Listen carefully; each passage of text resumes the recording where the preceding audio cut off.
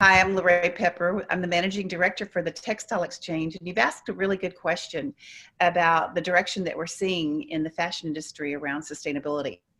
The Textile Exchange has been around since 2002, and the way we operate is about identifying barriers to growth and taking collective action. So we're excited that we have over 300 brands and retailers now that have what we call a preferred fiber strategy. When we talk about a preferred fiber, that means that it is having a lower environmental impact or a positive impact, like creating biodiversity or reducing desertification through grazing practices or crop rotation practices. So we have, like I said, over 300 brands now that have some kind of preferred fiber strategy, and they're taking concrete steps to adopt more fibers.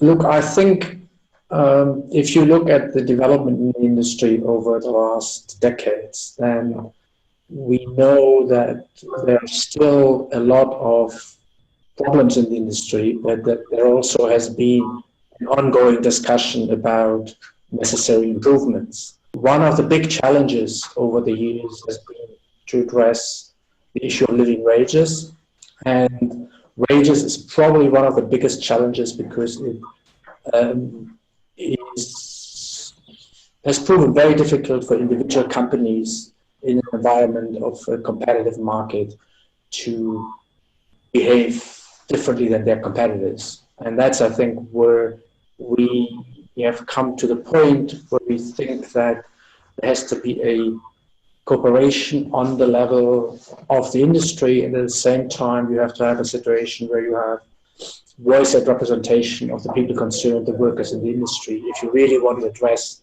that issue.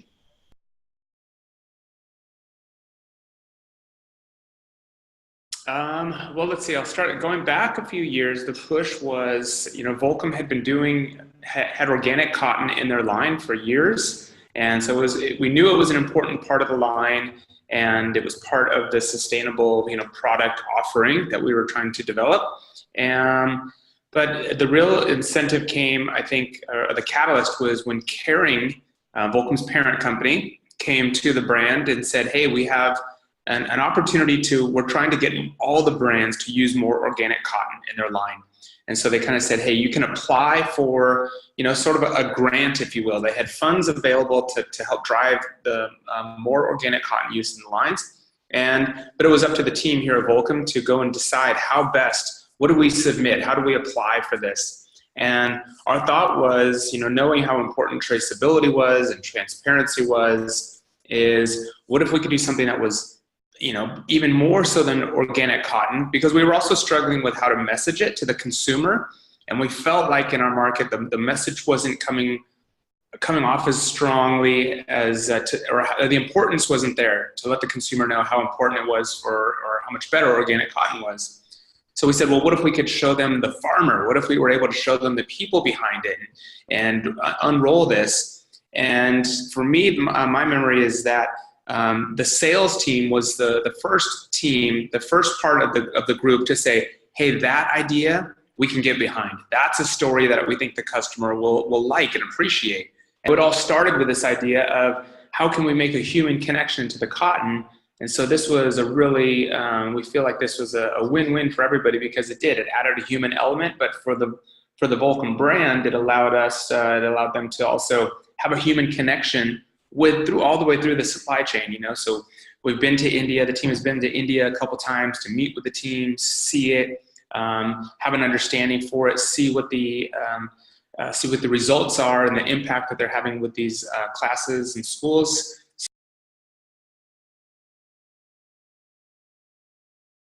Gannet cotton has to be grown in sort of strict standards to different standards that have been set by region in certain countries, and there's a certification that comes along with it. But mostly it's tested for, it doesn't allow genetically modified seeds, so it's no GM seeds. There are no synthetic and chemical fertilizers and pesticides. And typically it's rain fed. It's in smaller batches, tilled by hand usually, and harvested by hand. So the biggest things that you're going to see are the non-genetically modified seeds and the no chemical or synthetic pesticides and fertilizers. So it's better on the land. It typically tends, it's also a lot of crop rotation and different crop coverage.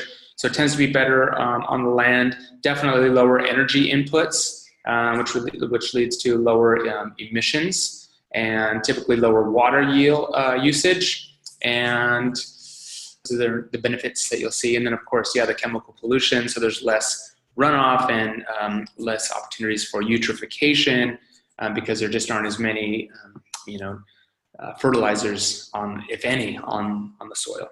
Cost, their inputs go down, their profits are going up dramatically. And so once the farmers can see that, once they can hold out for long enough to see those rewards start to come, then of course it becomes something that's really enticing to them because absolutely their profits are going down, and they're also learning how to better manage those costs and profits. So it's an exciting program, I think, for everybody over there.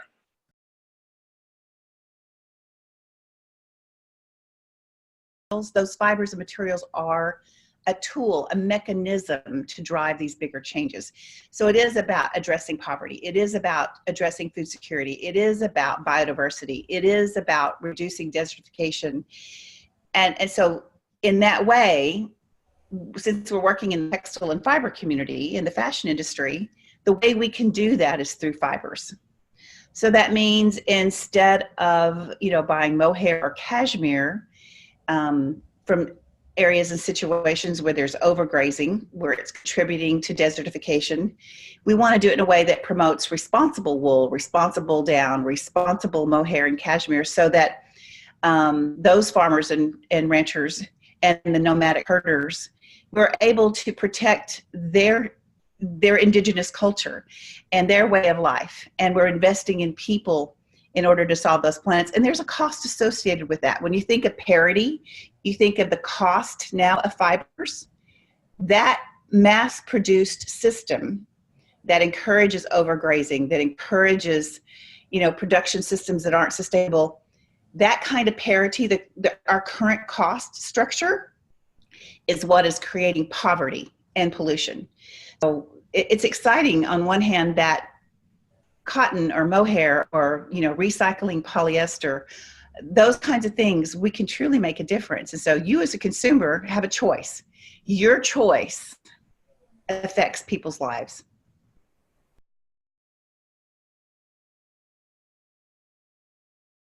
I think that if there is a collaboration between major actors in the industry, major brands, major unions, you can set the pace and the direction, and then others will most likely follow. They will follow because there will be a benchmark in the labor market, but there will be also an expectation by consumers and say, look, if so many can do it, why can't you do it? I think what we need is a collaboration between a considerable large number of brands in the industry. It can be done.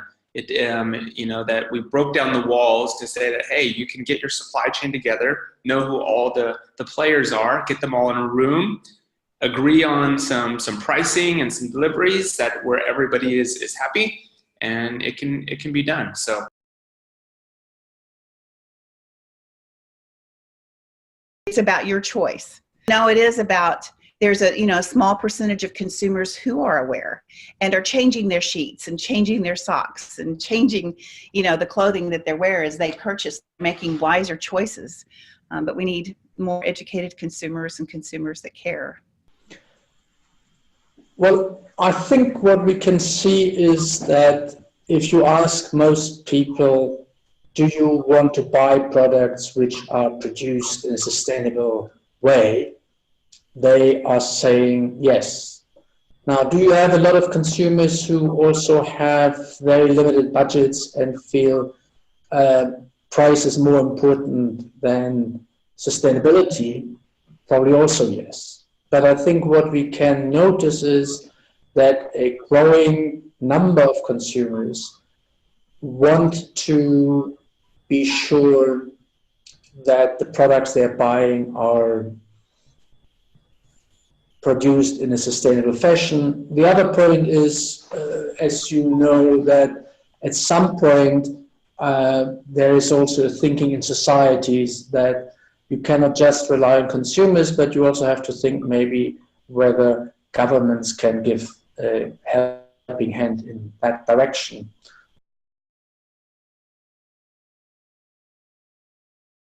The organic program is a little more expensive, yes. It is also something that we struggled with, especially from the sales side, is convincing the customer that it was important to pay more for this t-shirt as opposed to the other t-shirt, and here's why. And a big part of the strategy was also to put sustainability marketing into the main marketing stories of the company. So to have it on the home page and have it on the main marquees and kind of part of all the product stories, so that the Farm to Yarn program was definitely a story that everybody really was excited about, and you're seeing that sort of now in the main marketing story, which is important because that's where most of the eyeballs are as far as the customers. So when they see that, then hopefully it triggers some education and awareness for them.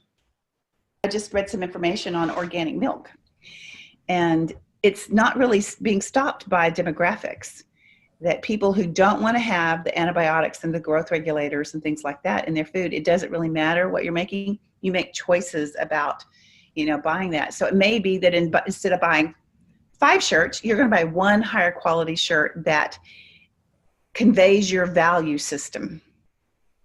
So my suggestion would be, why buy 4 t-shirts? Buy 1 that's a higher quality that speaks to your values, and that addresses some of the fast fashion. You don't need the same shirt in 5 different colors. So it is about buying responsibly and making choices about where you want to invest your dollar. You have to invest. It costs more to produce responsible products than it does this mass-produced system that is creating poverty, pollution, driving climate change. So my question is, why would you not want to invest in something more responsible and healthier for the planet?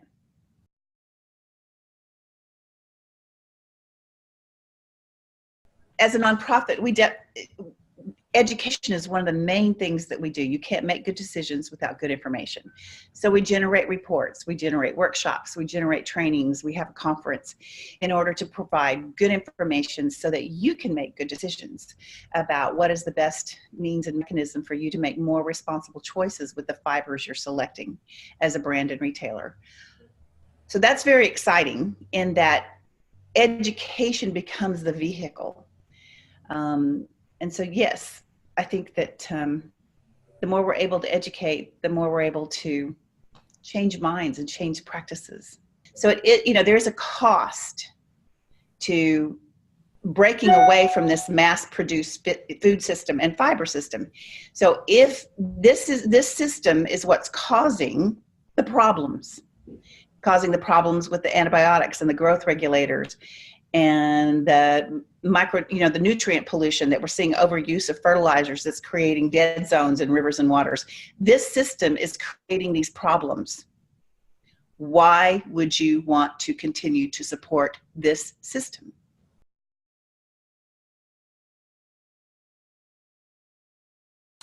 No, and if anything, I hope that it will, increase revenue, because it's a story that is exciting and fun and intriguing, and it's just special and unique and different, especially for this program, because it's more than just organic cotton. I think the program with Cotton Connect is, and that Caring helped develop, was 3 training programs as well. So there's a social impact associated with it. So not only are we working all the way with the farm groups specifically, but in those villages, in those areas, Volcom is supporting, through Cotton Connect, business training schools for the farmers so that they can learn better business skills, even just managing their profit and their loss and their revenue and their cost of goods.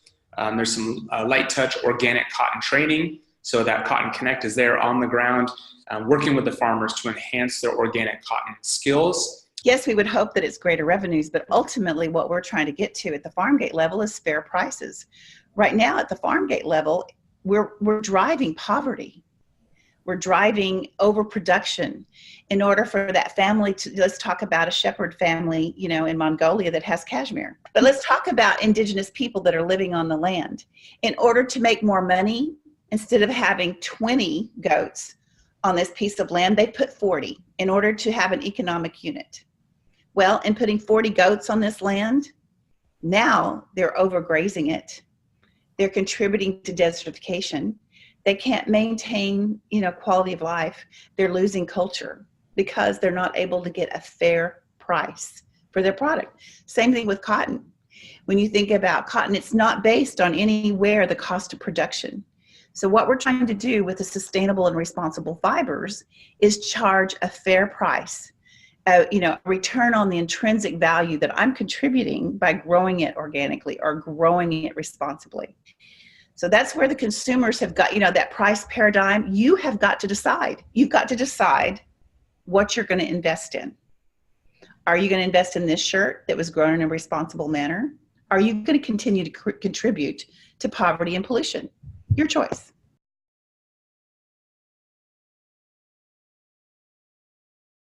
That's, I think that is the, what do we say, the elephant in the room, right? So no matter all these solutions that we have, I think all indicators that point to the biggest problem is just overconsumption. And I guess that's a tough one as well, but I'm glad you bring it up, and that is not necessarily, it's not an easy topic to address for all companies, because obviously the goal is for everybody to sell more, but there is a responsibility message that has to be put out to customers that just says, hey, it's okay to buy less, buy what you need, use it for a longer time, you know, and brands are responsible for making quality products that will last for years. And I think from the Volcom side, that's one thing that they pride themselves on is, you know, they test a lot of their products, especially for the athletes, for skateboarders and surfers. So they're constantly doing testing to make sure that the products will hold up in sort of extreme conditions, so that they will, so that they can last, and so that the customer can feel and know that they can own those clothes for a long time and they'll perform. The problem is fashion has an innate way of just offering the next color, the next season, or the next fit, or the next fabric, or the next innovation. And so for us consumers, we constantly feel like we need it. So it's a complicated conversation as well. We know the solutions. We know that regenerative agriculture and production practices and recycling and circle economy, those things work. You know, the issue right now is that we're only doing it this much. We need to change our whole patterns in order to adopt these solutions.